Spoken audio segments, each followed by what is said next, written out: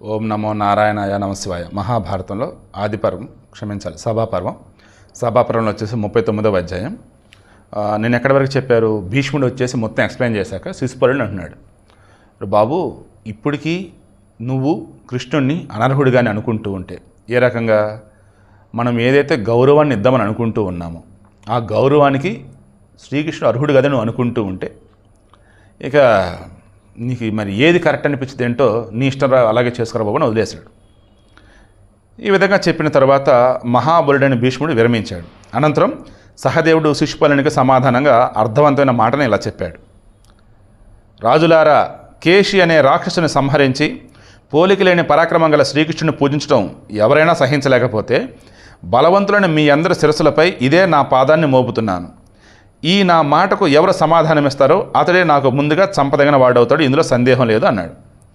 బుద్ధిమంతులైన రాజులు ఏ కొందరున్నా వారు ఆచార్యుడు, తండ్రి, గురువు, పూజనీయుడు, ఆర్ఘ్యాన్ని పొందడానికి సర్వద అర్హుడు అయిన శ్రీకృష్ణుడికి చేసిన గౌరవాన్ని ఆమోదించండి.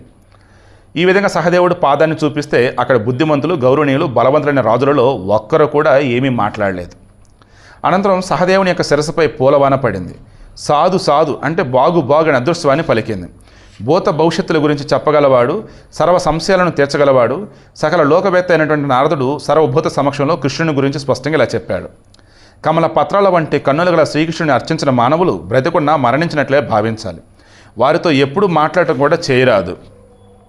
నరదేవుడైన సహదేవుడు అక్కడున్న బ్రహ్మ క్షత్రియుల విశేషాలను రింగి గౌరవింపదైనటువంటి వారందరిని యథోచితంగా గౌరవించి ఆర్ఘ్య సమర్పణల యొక్క కార్యాలను పూర్తి చేశాడు. కృష్ణుడిని గౌరవిస్తే శత్రుకర్షణుడైనటువంటి శిశుపాలుడు కోపంతో మిక్కిలి ఎరిపికిన కన్నులతో అతడి రాజును ఉద్దేశించి ఇలా అన్నాడు. రాజులారా, నేను సేనాపతిని తెలుసుకోండి. మీరంతా ఏం ఆలోచిస్తున్నారు? వృష్ణి పాండవులను యుద్ధంలో ఎదిరించి నిలుద్దాం అని ఈ విధంగా అక్కడ రాజు అందరూ కూడా చేదిరాజు శిశుపాలుడు ప్రోత్సాహపరిచి యుధిష్ఠిరుని యొక్క యజ్ఞానికి విఘాతం కలిగించాలని రాజులతో మంతనాలు చేశాడు. వెంటనే సునీధ ప్రముఖులైనటువంటి సైనిక గణాలు అక్కడ నుండి వెళ్ళాయి. వారి ముఖాలన్నీ కోపంతో వివరణాలైనట్లుగా కనపడ్డాయన్నమాట. అంటే ఇక్కడ సునీధ సైనిక గణాలు అన్నప్పుడు శిశుపాలుడు అన్నట్టు.